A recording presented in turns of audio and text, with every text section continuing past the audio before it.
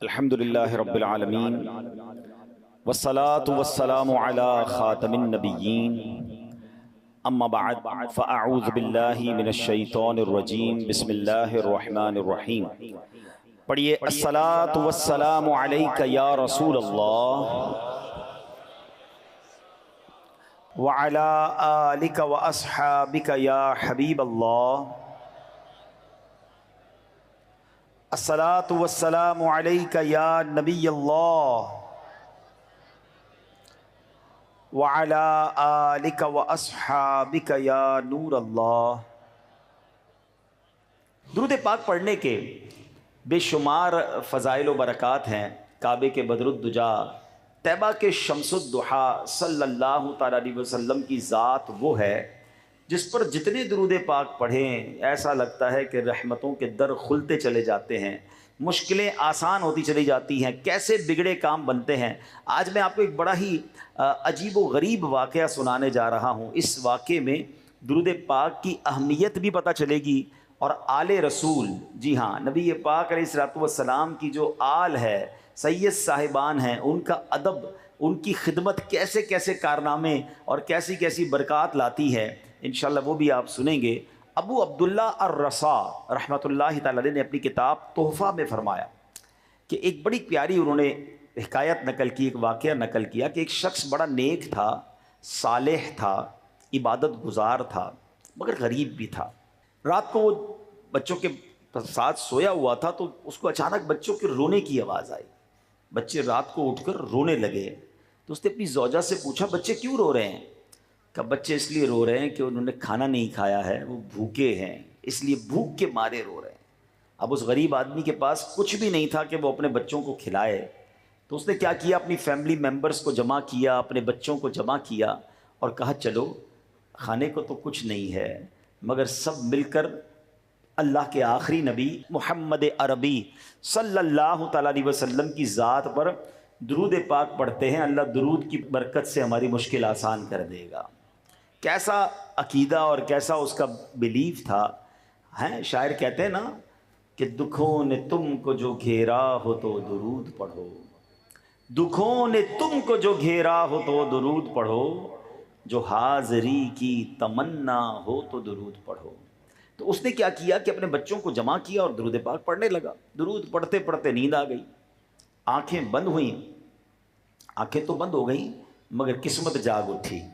سرکار دو عالم صلی اللہ تعالیٰ علیہ وسلم خواب میں تشریف لائے، فرمایا فلاں بن فلاں کے گھر کل جانا، اسے میرا سلام کہنا اور اس کو کہنا جو تمہاری دعا تھی وہ قبول ہو گئی ہے، اور اس سے یہ کہنا کہ جو اللہ کریم نے تجھے عطا فرمایا اس میں سے میری مدد کر۔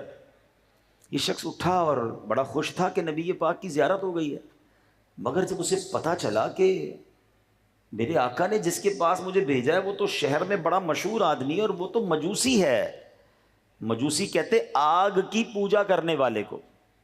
کہنے لگا کہ اللہ کے نبی مجھے مجوسی کے پاس کیسے بھیج سکتے ہیں؟ اس کو سلام بھی دے رہے ہیں، اس کو کہہ رہے ہیں کہ تیری دعا بھی قبول ہو گئی ہے، اللہ نے مال جو دیا ہے میری مدد کر۔ اچھا اس سے یہ بھی مسئلہ پڑا ہوا تھا کہ شیطان نبی پاک کی صورت میں آ نہیں سکتا، خواب دیکھا ہے تو پیارے آقا ہی ہوں گے۔ اب کنفیوژن تھی کہ یہ کیسے ہو سکتا ہے کہ میرے آقا مجھے ایک غیر مسلم کے پاس بھیجے۔ پھر سو گیا، دوبارہ سویا تو دوبارہ کہا گیا کہ تم میرا پیغام اسی کے لیے ہے، جاؤ اور جا کر اس سے کہو کہ تمہاری مدد بھی کرے، اسے میرا سلام بھی دینا، کہنا دعا بھی قبول ہو گئی ہے۔ اب یہ صبح اٹھا اور صبح اٹھتے ہی اس مجوسی کے گھر چلا گیا۔ بہت بڑا اس کا محل تھا، بہت مالدار آدمی تھا، ویری پاپولر، اس شہر میں بڑا مشہور تھا۔ یہ گیا اس کے پاس تو وہ چونکہ بزنس مین بھی تھا تو بہت سارے لوگ بیٹھے تھے اس کے پاس اور وہ لوگ اسے کاروبار کی باتیں کر رہے تھے۔ یہ نیک شخص گیا اور جا کر کہتا ہے کہ میں آپ سے بات کرنا چاہتا ہوں مگر اکیلے میں بات کرنا چاہتا ہوں۔ مجوسی نے سب کو ہٹا دیا، کہا بتاؤ کیا بات کرنی ہے؟ کہا کہ مجھے میرے آقا ہم مسلمانوں کے نبی صلی اللہ تعالیٰ علیہ وسلم کی زیارت ہوئی اور میرے آقا نے آپ کو سلام فرمایا ہے اور آپ کے لیے کچھ پیغام بھی دیا ہے۔ مجوسی کہتا ہے تم مجھے جانتے ہو میں کون ہوں؟ میں تو تمہارے نبی کو اپنا نبی نہیں مانتا، میں تو مسلمان نہیں ہوں، تمہیں کسی اور کے پاس بھیجا گیا ہوگا۔ کہا نہیں، میرے آقا نے تمہارے پاس ہی بھیجا ہے، بلکہ یہ بھی کہا ہے کہ تمہیں سلام بھی دوں اور یہ بتاؤں کہ تمہاری دعا قبول ہو گئی جو تمہارے لیے مانگی گئی، اور تمہیں اللہ نے جو مال دیا ہے اس میں سے میری مدد کرو۔ وہ مجوسی کہتا ہے میرے ساتھ اندر چلو۔ کمرے کے اندر لے گیا اور اندر جا کر کہتا ہے مجھے کلمہ پڑھاؤ، ہیں؟ اور اس کے ہاتھ پر کلمہ پڑھنا شروع ہو گیا، اشہد ان لا الہ الا اللہ وحدہ لا شریک لہ واشہد ان محمدا عبدہ ورسولہ۔ اب یہ نیک آدمی حیران کہ میں نے تو کچھ بھی نہیں کہا، اس نے کلمہ پڑھنا شروع کیا۔ اب اس نے فوراً کیا کیا، اپنی بیٹی کو بلایا، اپنے بیٹے کو بلایا، کہا دیکھو میں نے کلمہ پڑھ لیا ہے، میں مسلمان ہو گیا ہوں، اگر تم مسلمان ہوتے ہو تو ٹھیک ہے ورنہ میرا تمہارا رشتہ ختم۔ بچے کہتے ہیں ابا جان آپ ہمارے والد ہیں، ہم بھی کلمہ پڑھتے ہیں۔ بچے مسلمان ہو گئے۔ اب اس نے تمام جو تاجر اس کے گھر میں موجود تھے سب کو کہا سنو میں مسلمان ہو گیا ہوں، تم میں آج جو مسلمان ہو جائے، جو میرے پیسے تمہاری طرف ہیں میں معاف کر دوں گا، اور اگر مسلمان نہیں ہوتے ہو میرا حساب دو، میرا آج سے تم سے تعلق ختم۔ کئی لوگوں نے کلمہ پڑھنا شروع کر دیا، مسلمان ہو گئے۔ اب یہ جو نیک بندہ پیغام لے کر آیا تھا یہ پریشان ہو گیا، کہتا ہے بھائی مجھے بتاؤ تو صحیح ماجرا کیا ہے، ابھی تو میں نے بات پہنچائی ہے، آپ نے بھی کلمہ پڑھ لیا، آپ کی فیملی کے لوگ، آپ کے دوست بھی کلمہ پڑھنے لگے ہیں، مجھے بات تو بتائیں۔ کہا بات اب میں تمہیں بتاتا ہوں، بات یہ ہے کہ میری بچے اور بچی کی شادی کچھ دنوں پہلے ہوئی ہے۔ اچھا مجوسی مذہب میں بھائی بہن کی شادی بھی لوگ کیا کرتے ہیں، کہ میرا بیٹا اور میری بیٹی ہے، میں نے ان دونوں کی شادی کی تھی، بہت بڑی دعوت کی، بڑے جناب کھانے پکائے، اور میں نے جب دعوت سے فارغ ہوا اپنے کمرے میں جا کر لیٹا تو مجھے اپنے گھر کے برابر کے ایک چھوٹے سے گھر سے رونے کی آواز آئی۔ میں نے کان لگایا تو ایک بچی کی آواز تھی جو اپنی ماں سے کہہ رہی تھی اماں جان ہمارے پڑوسی نے اچھا معاملہ نہیں کیا، اس نے آج ہمارے ساتھ بڑی زیادتی کی ہے، ہم تو اللہ کے نبی علیہ الصلوۃ والسلام کی اولاد سے ہیں، ہم تو سید صاحبزادیاں ہیں، مگر ہمارے پڑوسی نے ہماری بھوک چمکا دی، طرح طرح کے کھانے بنائے، ہمیں خوشبوئیں آتی رہیں، اگر ہمیں دعوت میں نہیں بلایا اور ہم آج بھوکے ہیں، اے امی جان ہمارے پڑوسی نے اچھا نہیں کیا۔ مجوسی کہتا ہے جب میں نے یہ سنا میں تڑپ کر رہ گیا کہ میرے اپنے پڑوسی بھوکے ہیں اور وہ مسلمانوں کے نبی کی اولاد سے ہیں اور میں نے انہیں کھانا بھی نہیں بھجوایا۔ بہرحال اس نے اسی وقت رات کو اٹھ کر کھانے پیک کروائے، سامان پیک کروایا، کچھ جوڑے بھی کچھ رقم بھی، اور فوراً جا کر ان کے دروازے پر رکھ کر آ گیا۔ اب پھر آ کر گھر میں کان لگاتا ہے کہ اب بچیوں کی باتیں سنوں، اب ان کے گھر کی کیفیت کیا ہے۔ دروازہ کھلا، کھانا اور تحفے اندر گئے، بچی بڑی خوش ہے، ماں سے کہتی امی جان دیکھو تو صحیح ہمارے پڑوسی نے کتنی ساری چیزیں بھجوائی ہیں، تو ماں کہتی بیٹا کھانا کھا لو، مگر وہ بیٹی رک جاتی ہے، کہتی اماں جان ہم کیسے کھانا کھائیں، یہ کھانا تو غیر مسلم کے گھر سے آیا ہے، یہ تو مسلمان نہیں ہے۔ سبحان اللہ۔ تو ماں کہتی بیٹا اب ایسا کرو، پڑوسی نے تو تحفہ بھیج دیا ہے، ہم اسے دعاؤں کا تحفہ دیتے ہیں۔ اب سید زادی نے ہاتھ اٹھائے اور دعا کرتی ہے کہ اے امی جان میں دعا کرتی ہوں آپ آمین کہیں کہ اللہ ہمارے پڑوسی کو ایمان کی دولت نصیب کر دے، اور ہم دعا کرتے ہیں کہ یا اللہ جس طرح اس نے آل رسول کی خدمت کی ہے قیامت کے دن نبی پاک کی اسے شفاعت نصیب کرنا۔ ماں بیٹی دعا کر رہی ہیں، اللہ اکبر۔ مجوسی کہتا اب یہ کل کی تو بات ہے کہ یہ ماں بیٹی دعائیں کر رہی ہیں اور آج تمہارے نبی نے میرے پاس تمہیں بھیج دیا ہے اور یہ بھی کہا ہے کہ وہ دعا قبول ہو گئی ہے۔ سبحان اللہ، پھر میں کیوں نہ ایمان لے آؤں، پھر میں کیوں نہ ان کا کلمہ پڑھ لوں۔ اللہ اکبر۔ اب وہ مجوسی کہتا ہے سنو سنو، میری بیٹی اور بیٹے کی جب شادی ہوئی تھی تو میں نے ان کو آدھی جائیداد دے دی تھی، آدھی جائیداد اپنے پاس رکھی تھی، مگر اب چونکہ دونوں مسلمان ہو گئے ہیں ان دونوں میں اب جدائی کر دی گئی ہے، آدھی جائیداد بچ گئی ہے، سنو یہ آدھی جائیداد میں تمہارے نام کرتا ہوں، جاؤ یہ مال لے کر جاؤ اپنے بچوں کے ساتھ خوشحالی والی زندگی گزارو۔ تو اے میرے پیارے اسلامی بھائیوں، اس ایک واقعے سے کتنے درس ملتے ہیں۔ تکلیف ہو، پریشانی ہو، کسی سے نہ کہیں۔ آج کل پرابلم یہی تو ہو گیا ہے کہ اب اپنے دکھ اپنے پرابلم دنیا والوں کو بتاتے ہیں، چھوٹی چھوٹے مسئلے کے لیے کبھی اس کے پاس کبھی اس کے پاس۔ نہیں، دنیا والے مدد نہیں کرتے، دنیا والے بعض اوقات تو مذاق اڑاتے ہیں، بعض اوقات تو ہماری پرابلم کو دیکھ کر انجوائے کر رہے ہوتے ہیں۔ تو شاعر لکھتے ہیں نا، دنیا والے تو درد دیتے ہیں، زخمی دل کی دوا مدینہ ہے۔ دنیا والوں کے آگے ہاتھ نہ پھیلائیں، دنیا والوں کو پرابلم نہ بتائیں، بتائیں تو اللہ کو بتائیں۔ اللہ نے اپنے حبیب علیہ الصلوۃ والسلام کو بڑا کریم بنایا ہے، نبی پاک اپنے امتیوں پر بڑے مہربان ہیں. ان کی بارگاہ میں عرض کرے نا، دنیا والوں کو نہ بتائیں. ایک اور شاعر کہتے ہیں نا، کسی کا احسان کیوں اٹھائیں، کسی کو حالات کیوں بتائیں کسی کو ہم پرابلم میں، کیوں بتائیں کسی کو تکلیف میں ہیں؟ کسی کا احسان کیوں اٹھائیں، کسی کو حالات کیوں بتائیں. آقا تمہیں سے مانگیں گے تم ہی دو گے، تمہارے در سے ہی لو لگی ہے. تو ہمیں سرکار دو عالم علیہ الصلوۃ والسلام کی بارگاہ میں خوب درود پاک پڑھنے چاہیے. درود پاک ویسے بھی پریشانیوں کو لے جاتا ہے. اس نیک آدمی نے کیا کیا؟ کھانے کو کچھ نہیں تھا، مگر کیا شاندار پلان کیا کہ بچوں کو بٹھایا اور سب نے دکھی دل کے ساتھ اپنے نبی کو یاد کرنا شروع کر دیا، درود پاک پڑھنا شروع کر دیے. اور آقا پھر کیسے کریم ہے، سبحان اللہ. فریاد امتی جو کرے حال زار میں، فریاد امتی جو کرے حال زار میں، ممکن نہیں کہ خیر بشر کو خبر نہ ہو، واللہ وہ سن لیں گے، فریاد کو پہنچیں گے. اتنا بھی تو ہو کوئی جو آہ کرے دل سے پکارے تو صحیح نا، پھر دیکھیں کیسے کرم ہوتا ہے. تو اے میرے پیارے اسلامی بھائیوں، اگر آپ کسی پرابلم میں ہیں، کسی پریشانی میں ہیں، خوب دعائیں کیجئے، خوب درود پاک پڑھیے، غیب سے کرم ہوگا. ایک بات تو یہ سیکھنے کو ملی. دوسری بات، اس بے ایمان مجوسی نے جو آگ کی پوجا کرتا تھا، اس نے کیا کیا؟ اس نے آل رسول کی تعظیم کی، اس نے سرکار کی آل کی خدمت کی. کیا مل گیا اس کو سب سے بڑی دولت مل گئی نا. پہلے دنیاوی مال تھا، ایمان نہیں تھا. آل رسول کی خدمت کا صدقہ یہ ملا کہ اللہ نے اسے ایمان والا بنا دیا. اور سبحان اللہ، دعا کیا ملی ہے کہ قیامت کے دن رسول پاک کی شفاعت بھی ملے گی. تو یہ بھی سیکھنے کو ملا کہ سبحان اللہ، سرکار علیہ الصلوۃ والسلام کی آل کی خدمت کیجیے. آج ہمارے اطراف میں بھی ہاں صحیح العقیدہ کوئی سنی سید ہے، اس کی خوب خدمت کیجیے.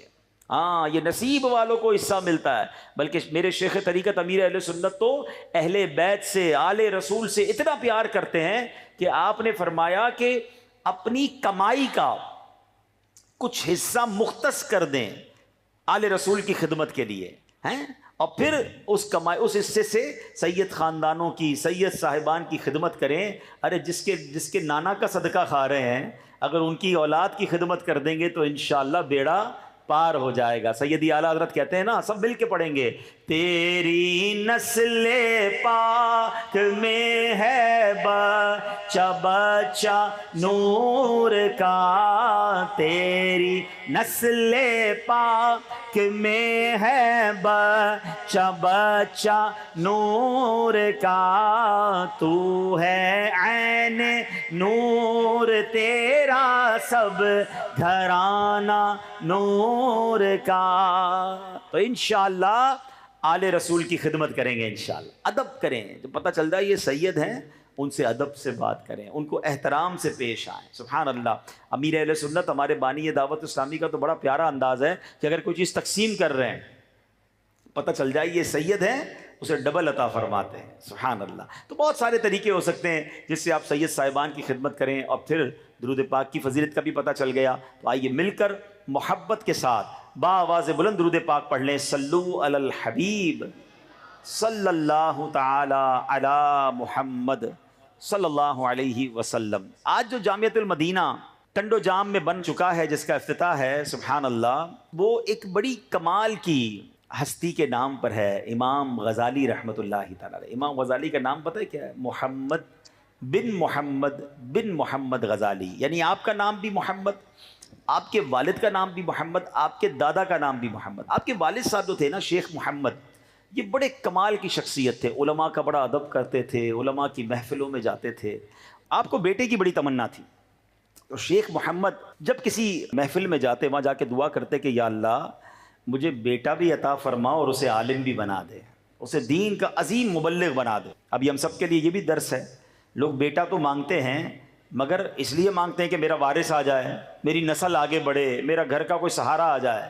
اگر اس میں یہ نیت شامل کر لی جائے کہ اللہ بیٹا بھی دے اور اس بیٹے کو دین کا عظیم عالم بھی بنا دے، اے اللہ اسے مفتی بنا دے، اسے مبلغ بنا کہ جو جا کر دنیا بھر میں دین کی خدمت کرے اور میرا نام روشن کرے. تو ہمیں یہ سوچ رکھنی چاہیے. اللہ نے ان کی دعا کیسی قبول کی کہ اللہ نے ان کو ایسا بیٹا دیا جو کروڑوں لوگوں کی تقدیر بدلنے والا بن گیا.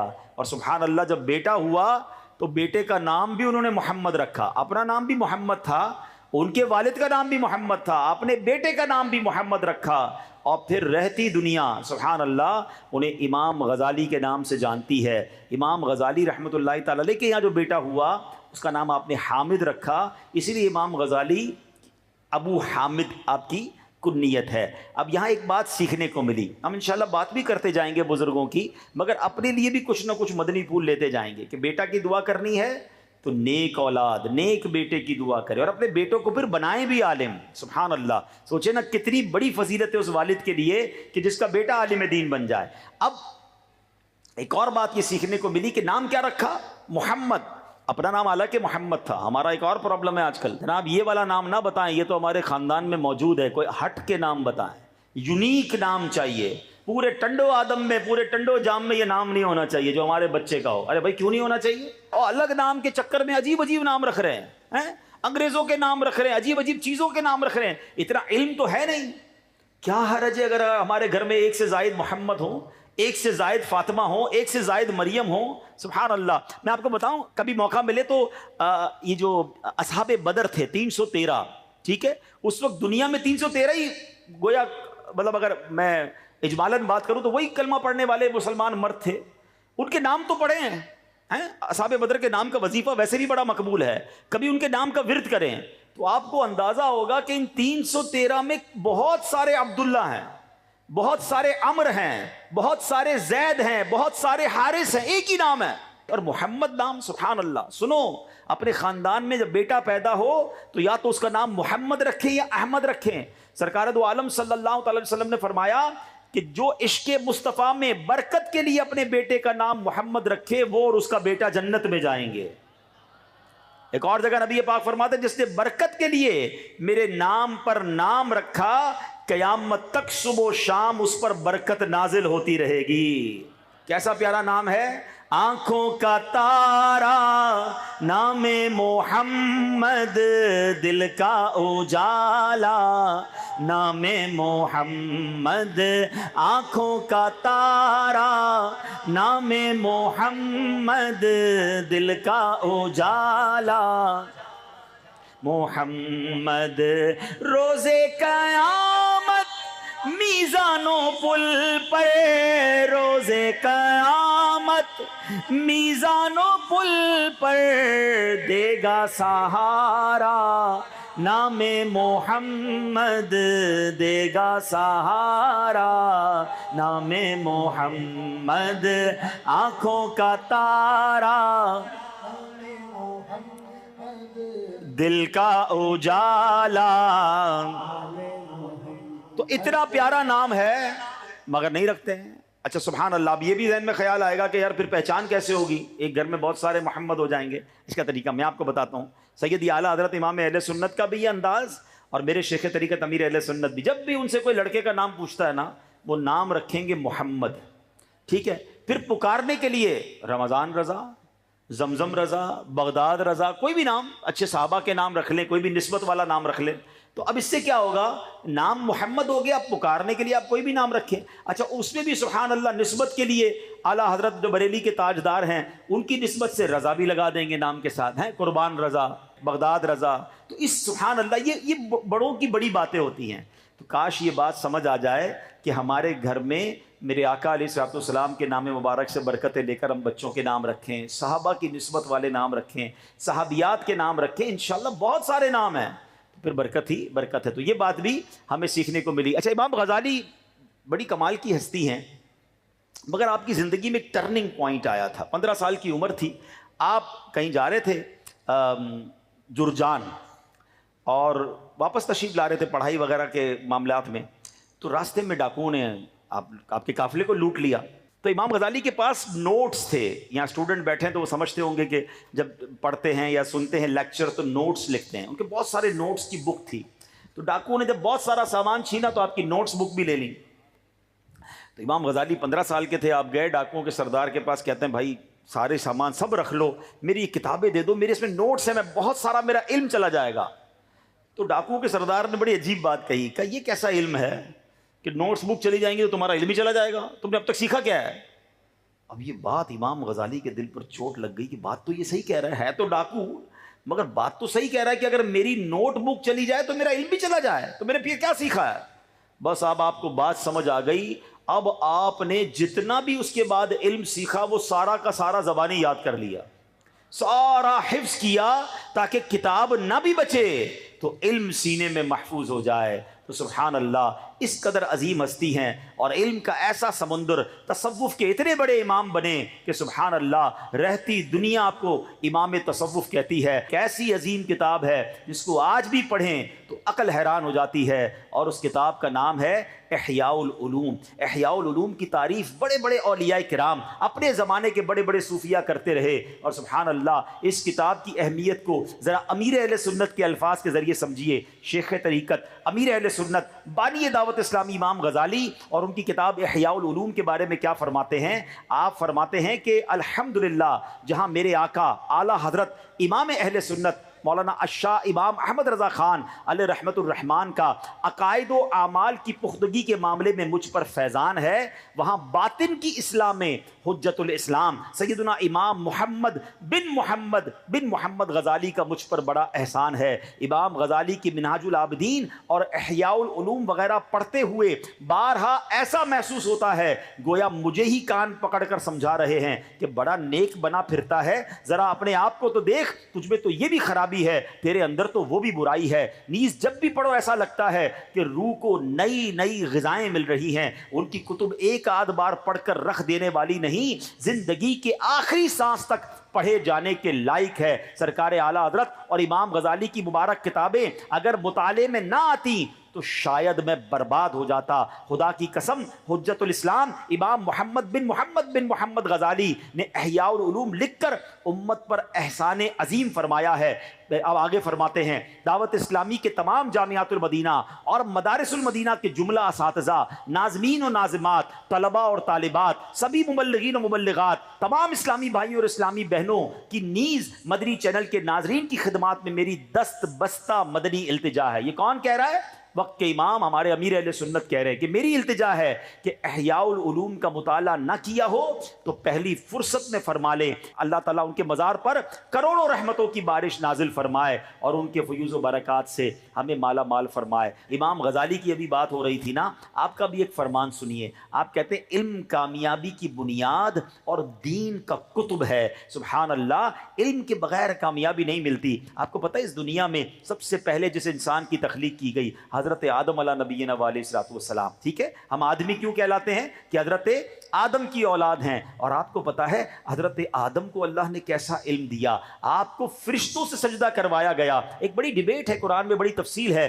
کہ اللہ نے جو فرشتوں سے مکالمہ کیا، فرشتے کہنے لگے اے اللہ تو اس کو خلیفہ بنائے گا جو زمین پر جا کر اس کی جو اولاد ہے وہ قتل و غارت گری کرے گی. اللہ پاک نے فرمایا میں وہ جانتا ہوں جو تم نہیں جانتے. اور پھر رب نے کچھ اشیاء کے نام پوچھے کہ بتاؤ اس کے نام کیا ہیں. کچھ علوم کے سوالات ہوئے، فرشتے جواب نہ دے سکے. عرض کرتے مولا ہم تو وہی جانتے ہیں جو تو نے ہمیں بتایا ہے. اللہ نے پھر حضرت آدم کو علم عطا فرمایا. کتنا علم عطا فرمایا؟ قرآن کہتا ہے وَعَلَّمَ آدَمَ الْأَسْمَاءَ كُلَّهَا، اور اللہ تعالیٰ نے آدم کو تمام اشیاء کے نام سکھا دیے. کیسا علم تھا؟ اللہ اکبر. ذرا سنیے گا، ایمان تازہ ہو جائے گا کہ علم کتنا تھا. حضرت آدم علیہ السلام کا علم شہرائے آفاق تفسیر قرآن روح البیان میں موجود ہے، جو مفسر قرآن شیخ اسماعیل حقی رحمت اللہ تعالیٰ نے لکھا. اللہ تعالیٰ نے حضرت آدم علیہ السلام کو تمام چیزوں کے نام تمام زبانوں میں سکھا دیے، اور ان کو تمام ملائکہ کے نام، تمام اولاد آدم کے نام، تمام حیوانات، نباتات،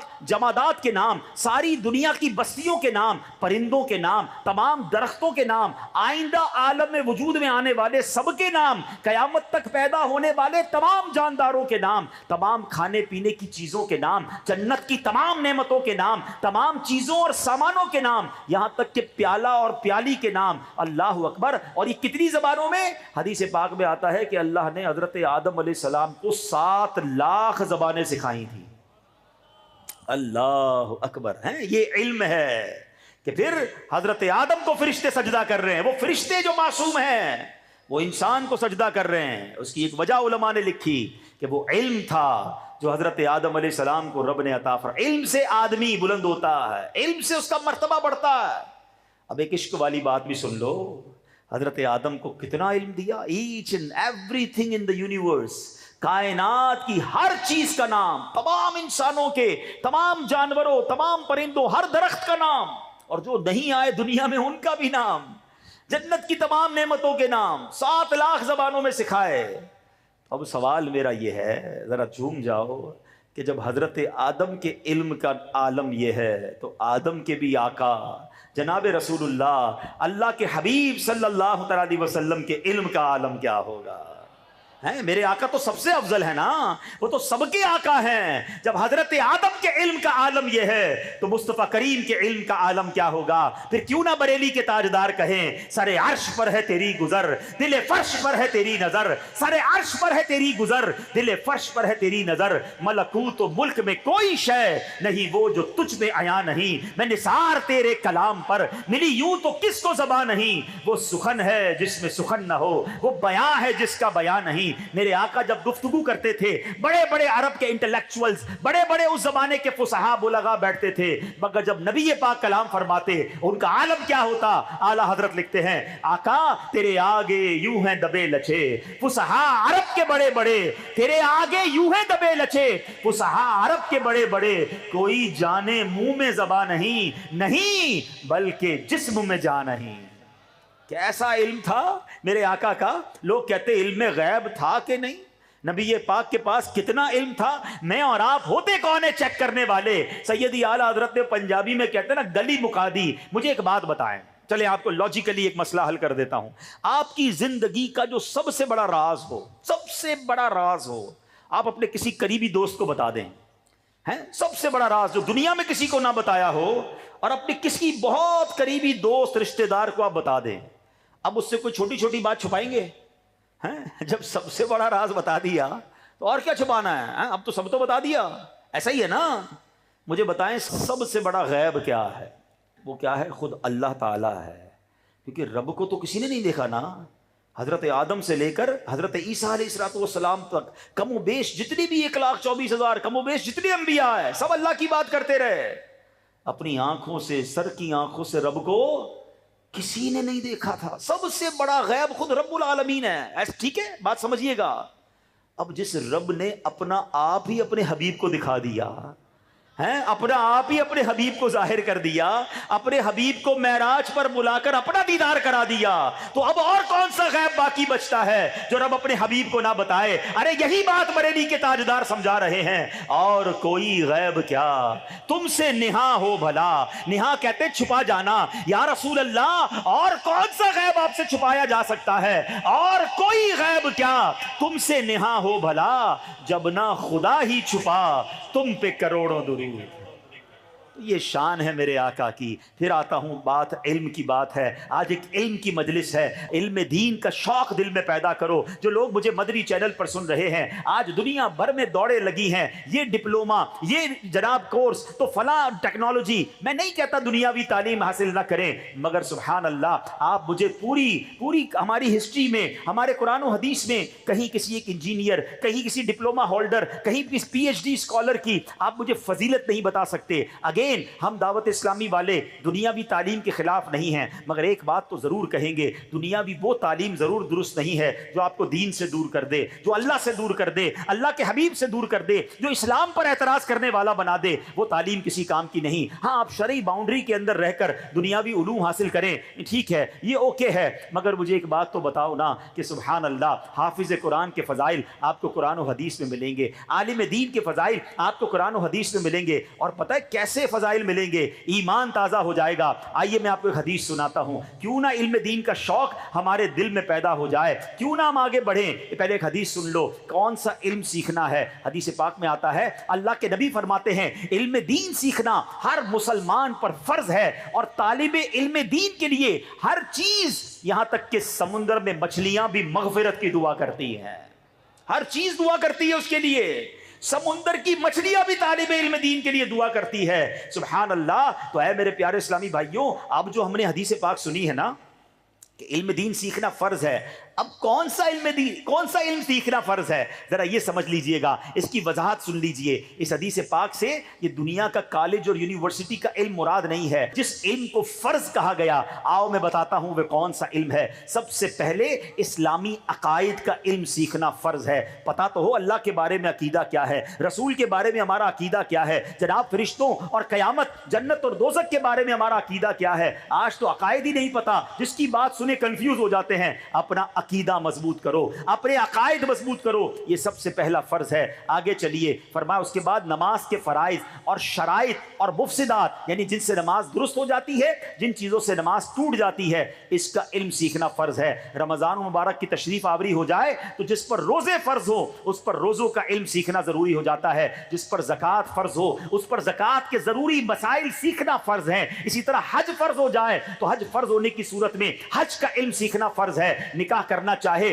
تو نکاح کا علم سیکھنا ضروری ہے. تاجر کے لیے تجارت کا علم سیکھنا ضروری ہے. خریدار اگر کوئی خریداری کرنے جاتا ہے، خریداری کے احکام سیکھنا ضروری ہے. نوکری کرنے والے کو نوکری کا علم ضروری ہے. نوکر رکھنا ہے، اجارے کا علم سیکھنا ضروری ہے. سبحان اللہ. تو پتہ یہ چلا ہر مسلمان عاقل و بالغ مرد و عورت پر اس کی موجودہ حالت کے مطابق مسئلے سیکھنا فرض عین ہے. اب ذرا غور کیجئے، آج موبائل بیٹھ کر گھنٹوں سوشل میڈیا پہ نکل جاتے ہیں، پتہ نہیں کیا کیا دماغ میں آ رہا ہے. وہ نالج آ رہی ہے جس کی ضرورت نہیں ہے. ان نون نالج دماغ میں گھس رہی ہے. ہمیں کیا پڑی برازیل میں آج کیا ہوا، آج امریکہ کے ریگستان میں کیا ہوا، ہمیں کوئی ضرورت نہیں ہے سیکھنے کی. لیکن چونکہ فیس بک کھول کے بیٹھے ہیں، سوشل میڈیا کھلا ہوا ہے، دنیا بھر کی خطرناک خبریں ہوں، اچھی خبریں ہوں، بری خبریں ہوں، خواہ خواہی ہمیں مل رہی ہیں جس کی ہمیں ضرورت نہیں ہے. مگر نماز پڑھنی ہے وہ نہیں آتی، وضو کرنا ہے وہ نہ سیکھا، پاک ہونے کے لیے غسل کا سیکھا، گھر میں جنازہ ہو جائے جنازہ پڑھنا نہیں آتا، ہمارے گھر میں بیعت ہو جائے بیعت کو غسل دینا نہیں آتا. تجارت بچپن سے کر رہے ہیں، تجارت کے اصول نہیں سیکھے، مگر گھنٹوں چائے کے ہوٹل پر بیٹھ کر دنیا بھر کی بحث کر رہے ہوں گے. ایسا لگتا ہے ملک کا سارا نظام ہی ہم چلا رہے ہیں، مگر جو فرض علوم تھے، جو سیکھنا ضروری تھا، وہ ہم نہیں سیکھ رہے. خدارا ایسی زندگی نہ گزاریں، علم سے اتنا دور نہ رہیں، کہیں ایسا نہ ہو اللہ کی بارگاہ میں جواب دینا بھاری پڑ جائے. اب آئیے میں آپ کو بتاتا ہوں ہمارے اسلاف کس قدر علم دین سے محبت کرتے تھے، کیسا شوق تھا، کتنا ٹریول کرتے تھے. کمال کی حدیث سنیے گا. حضرت کثیر بن قیس رحمت اللہ تعالی علیہ فرماتے ہیں، میں دمشق کی مسجد میں صحابی رسول حضرت ابو دردہ رضی اللہ عنہ کی خدمت میں حاضر تھا. اس وقت ایک شخص آیا، عرض کی کہ اے ابو دردہ، مجھے معلوم ہوا ہے کہ آپ رسول پاک علیہ الصلوۃ والسلام سے کوئی حدیث روایت کرتے ہیں. میں وہ حدیث سیکھنے کے لیے مدینہ منورہ سے آیا ہوں. تھوڑا ڈسٹنس سمجھیے گا، مدینے سے شام دمشق. کس لیے؟ ایک حدیث.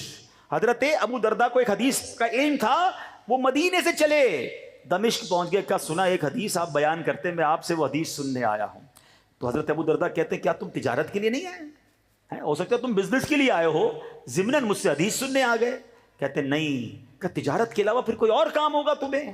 کہتے نہیں، میں صرف حدیث رسول آپ سے سننے آیا ہوں، میرا کوئی اور مقصد نہیں ہے. اللہ اکبر. اس شخص کی قسمت پر ناز آتا ہے. اس کو حضرت ابو دردہ نے حدیث پتہ ہے کون سی سنائی؟ آئے ہائے، یعنی وہ جو کام کر کے آئے تھے نا، گویا اس حدیث میں اسی کا انعام سنا دیا. حضرت ابو دردہ کہتے ہیں میں نے اللہ پاک کے آخری نبی رسول عربی صلی اللہ تعالی علیہ وسلم کو فرماتے سنا ہے، علم دین سیکھنے کے لیے جو کسی رستے پر چلے، اللہ پاک اس کے لیے جنت کا راستہ آسان فرما دیتا ہے.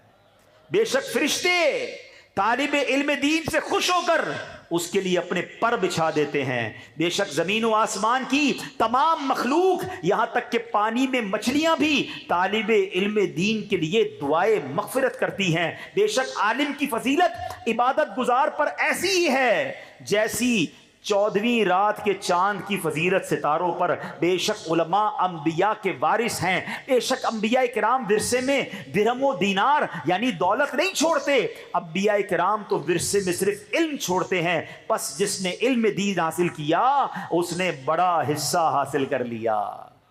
کیسی حدیث ہے یار، ذرا غور تو کرو. فرشتے پر بچھاتے ہیں طالب علم دین کے لیے. علماء کو انبیاء کا وارث کہا گیا، مگر آج سب کچھ کرنا ہے، علم نہیں سیکھنا ہے. آپ کو اندازہ نہیں ہے، یہ پتہ ہے کون نہیں سیکھنے دیتا ہمیں؟ شیطان مردود جو ہے نا، یہ کبھی بھی نہیں چاہے گا آپ عالم بن جائیں. شیطان سے سب سے بہترین مقابلہ پتہ ہے کون کرتا ہے؟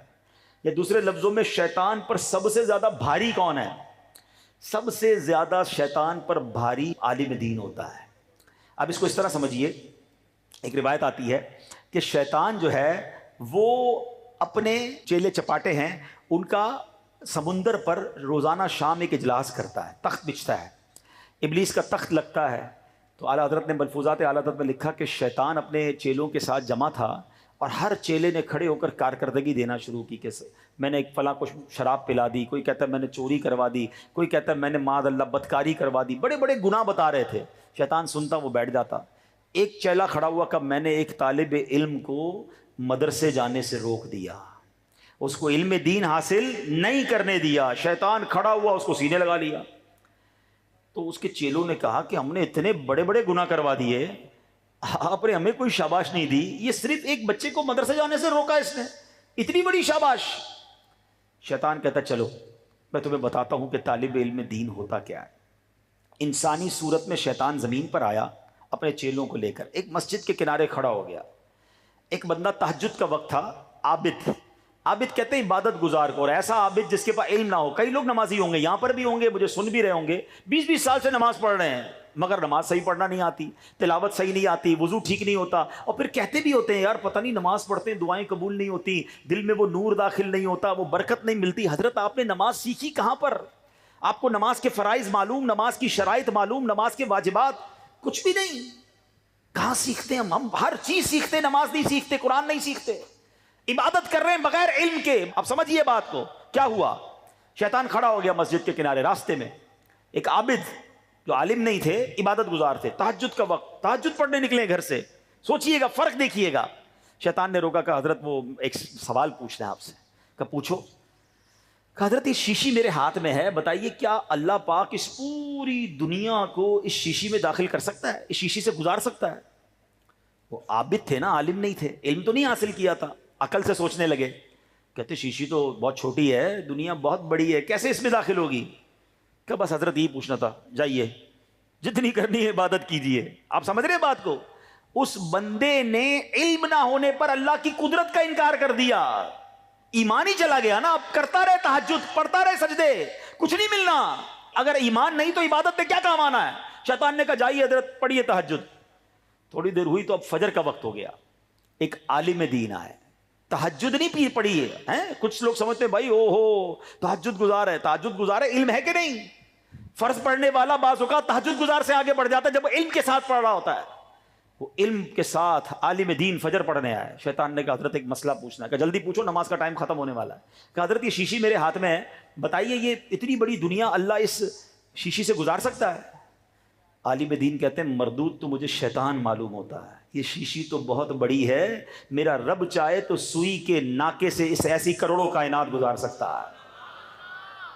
ان اللہ علی کل شیء قدیر، کہا نا رب نے قرآن میں، پڑھو گے تو پتہ چلے گا نا، ورنہ شیطان ایمان لے جائے گا۔ آج بھی گھوم رہے ہیں، آج بھی شیطان کے چیلے چپاٹے گھوم رہے ہیں، کوئی ٹی وی پر، کوئی سوشل میڈیا پر طرح طرح کے لباس پہن کر ماڈرن اسلام بیان کر رہے ہیں، لوگ سن رہے ہیں واہ بھائی کمال کا اسلام آ گیا، موسیقی بھی جائز کر دی، پردہ بھی ضروری نہیں ہے، عجیب عجیب انٹرپریٹیشن اسلام کی ہو رہی ہے اور نوجوان انجوائے کر رہے ہیں۔ اللہ کے بندو کس سے اسلام سیکھ رہے ہو؟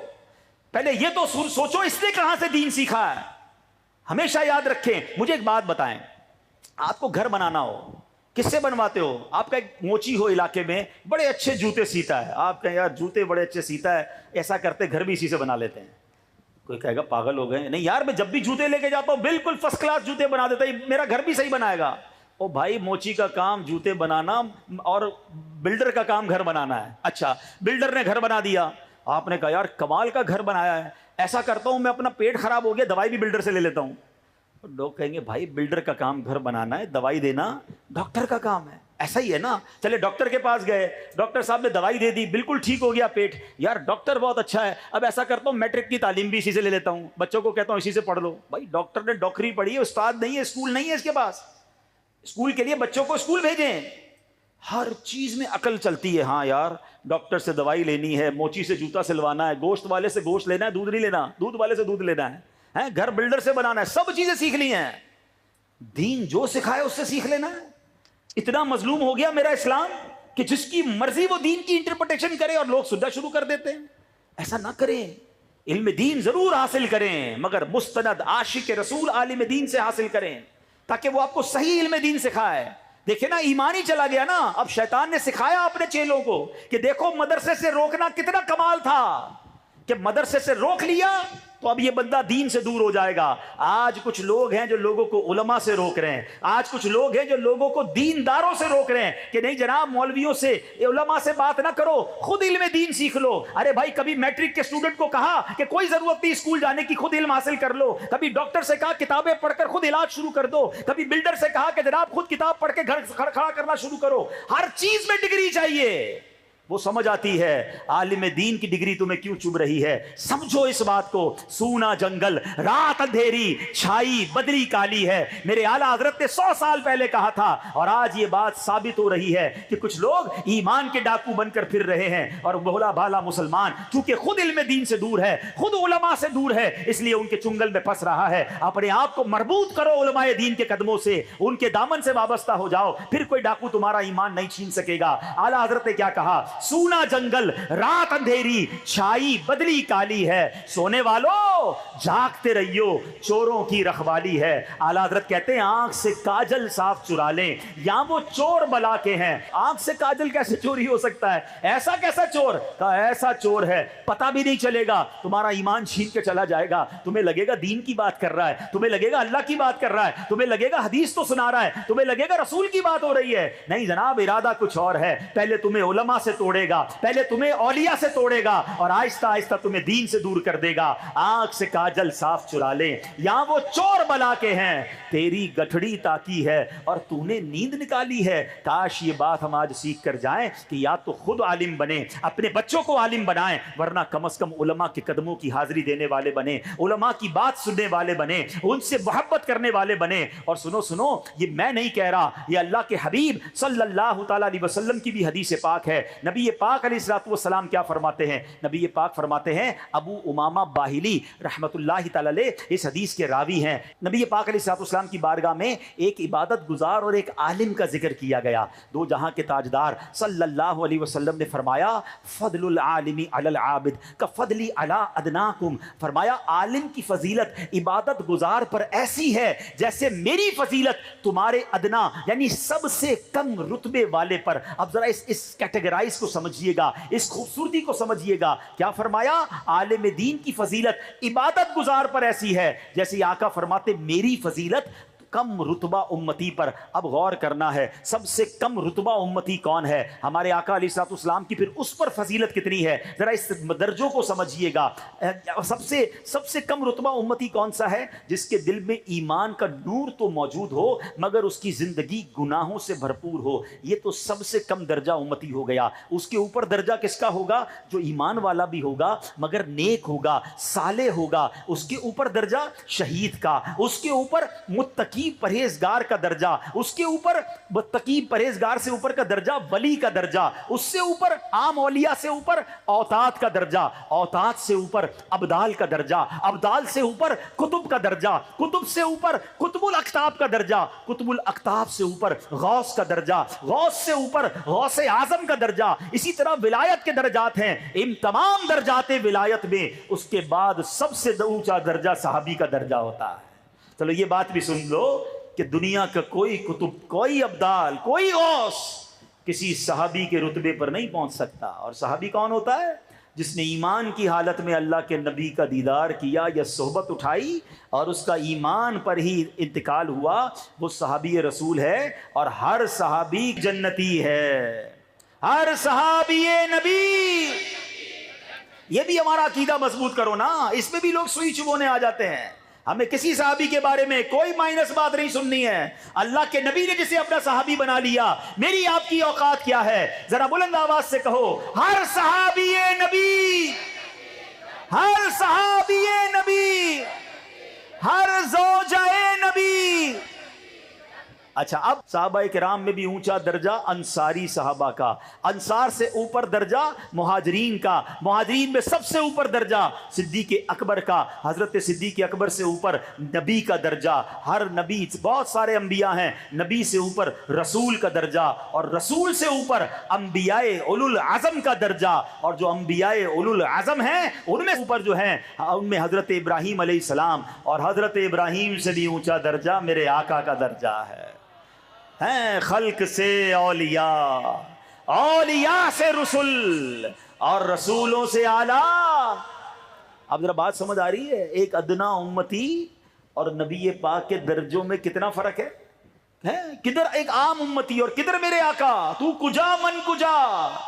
مگر نبی پاک کہتے ہیں کہ ایک عابد پر ایک عالم کی فضیلت ایسی ہے جیسے میرے ادنا امتی پر میری فضیلت ہے۔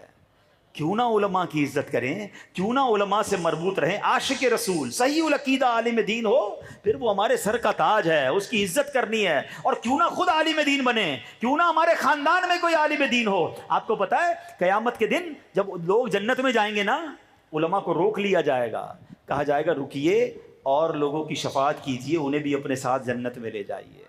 مبارک ہو اس والد کو جس کا بیٹا عالم ہے، مبارک ہو اس دادا کو جس کا پوتا عالم ہے، مبارک ہو اس بھائی کو جس کا بھائی عالم ہے، مبارک ہو اس ماں کو جس کا بیٹا عالم ہے، مبارک اس بہن کو جس کا بھائی عالم ہے۔ بلکہ میری دعوت اسلامی نے تو کمال کر دیا، صرف اسلامی بھائیوں کو نہیں، اسلامی بہنوں کو عالمہ بنانا شروع کیا۔ ارے مبارک ہو اس باپ کو جس کی بیٹی عالمہ ہے، مبارک ہو اس بھائی کو جس کی بہن عالمہ ہے، مبارک اس شوہر کو جس کی زوجہ عالمہ ہے۔ ارے کیوں نہ میں اپنے بچوں کو عالم اور عالمہ بناؤں، میرا بیٹا میری بیٹی قیامت کے دن میرا ہاتھ پکڑے اور مجھے جنت میں لے جائے، اس سے بڑی سعادت کیا ہوگی؟ ہم دنیا کی ڈگریوں کے پیچھے بھاگ رہے ہیں، ایسی یونیورسٹیز میں خرافات ہو رہی ہیں کہ آج بچہ جاتا ہے، کبھی اطلاع آتی ہے شرابی بن گیا، کبھی اطلاع آتی ہے جناب اس کو جناب ڈرگز میں شامل ہو گیا، بہت سارے غلط کام ہو رہے ہیں۔ ایک بار پھر کہہ دوں، ہم دنیاوی تعلیم کے خلاف نہیں ہیں، مگر مجھے بتاؤ تو صحیح، جتنی فکر تمہیں دنیاوی تعلیم کی پڑ گئی ہے، کبھی قرآن پڑھانے کی فکر کی، کبھی دین سکھانے کی فکر کی؟ ارے میرا بیٹا میرے مرنے کے بعد کوئی ڈپلومہ کھول کر مجھے ایصال ثواب نہیں کرے گا۔ اگر میں نے اپنے بچے کو قرآن پڑھایا ہوگا، میں نے اپنے بچے کو دین سکھایا ہوگا،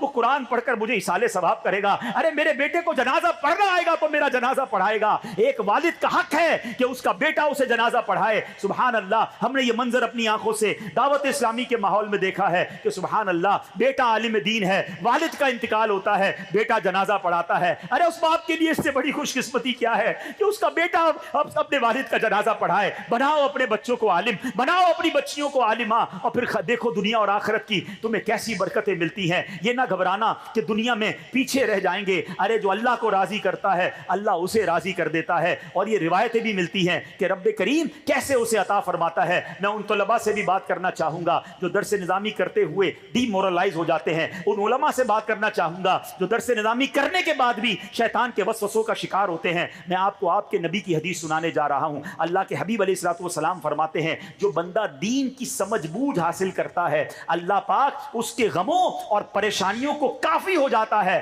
اور اسے ایسی جگہ سے رزق عطا فرماتا ہے جہاں اس کا گمان بھی نہیں ہوتا ہے۔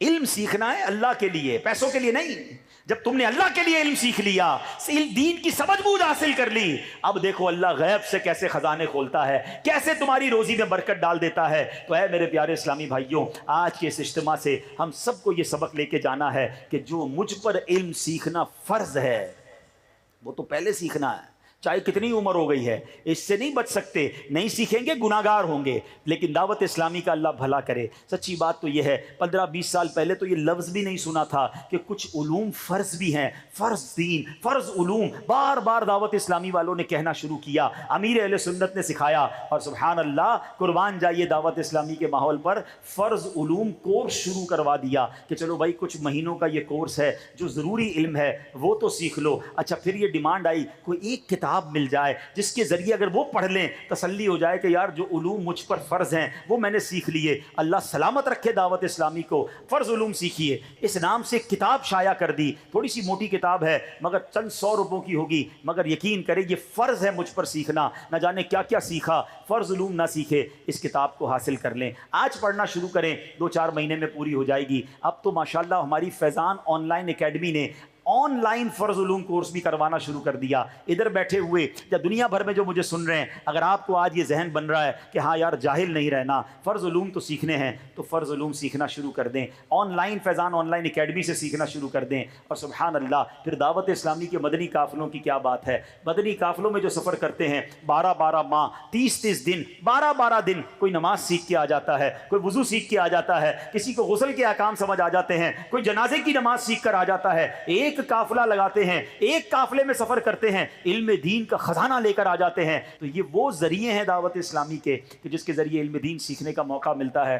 نیت کریں انشاءاللہ میں بھی علم دین حاصل کروں گا، اپنے بچوں کو بھی عالم بناؤں گا، اپنی بچیوں کو بھی انشاءاللہ عالمہ بناؤں گا. کم از کم لوگ کہتے ہیں گھر میں ایک خاندان میں ڈاکٹر ہونا چاہیے، خاندان میں ایک انجینئر ہونا چاہیے، ایک وکیل ہونا چاہیے. سچ بتاؤں، فیملی میں ایک عالم ہونا چاہیے، ہاں ایک حافظ قرآن ہونا چاہیے. انشاءاللہ آپ اس کی برکتیں دیکھیں گے. اور پھر دعوت اسلامی کے ماحول میں اگر اس کو بنایا آپ نے اور باعمل بن گیا، پھر تو وارے نہیں آ رہے انشاءاللہ. تو اللہ مجھے اور آپ کو اپنے بچوں کی ایسی تربیت کرنے کی توفیق عطا فرمائے، ہمیں بھی نیک بنائے، ہمارے بچوں کو بھی نیک بنائے.